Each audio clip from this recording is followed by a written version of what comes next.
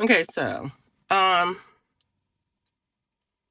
I literally felt like I was suffocating and I did not have a voice. Now, it's not that I knew I could do it, but the caliber of people, the other people that were with me on that stage, this is something that they did every day.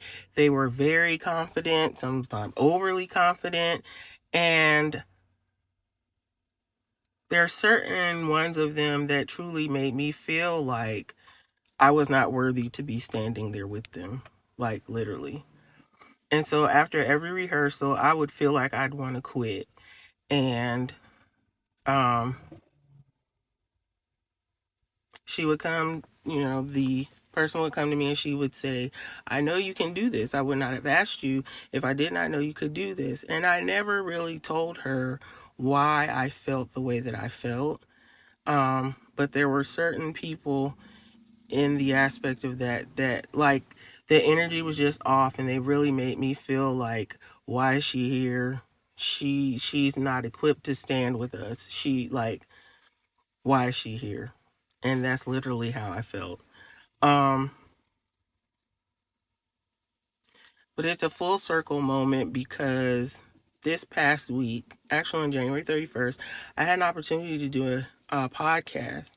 And I've always wanted to do a podcast, but even when I've asked to be on podcasts and they would be like, okay, we could do it, but they would just never happen.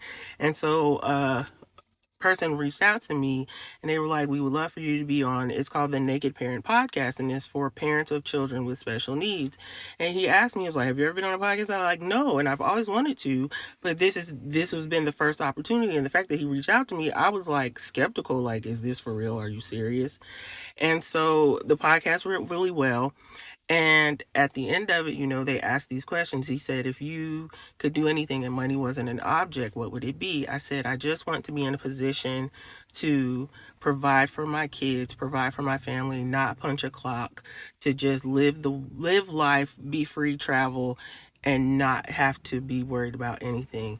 He was like, well, you're already setting that in motion. It's like you're an author, you're speaking, you're doing what you're supposed to do. So I just, you know, in due time and season, we shall reap if we faint not. Sometimes we'll find ourselves in places and spaces where we feel like we're being suffocated and we have no voice. But I just want to encourage you to be bold and be unapologetic because your gift will make room for you. Go forth and be great. I love you on purpose. Let me get in this courthouse.